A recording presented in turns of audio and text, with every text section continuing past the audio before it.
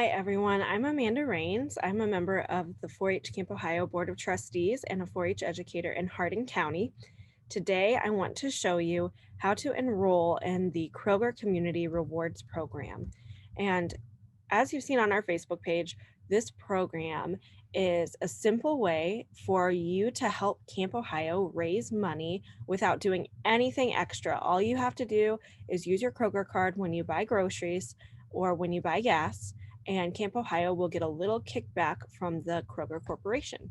So I'm going to show you right now how to sign up for the program, and it's so simple. All you have to do is go to your Kroger.com account, and you can see I'm already logged in.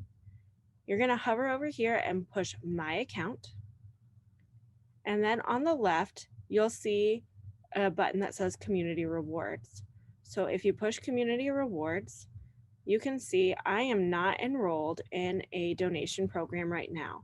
And I want to sign up for the 4-H Camp Ohio donation program. So what I'm going to do in the search bar is I'm just going to write 4-H Camp Ohio and make sure that you choose the one that is our correct address and push enroll. And you'll get a confirmation that says, yes, you have successfully enrolled.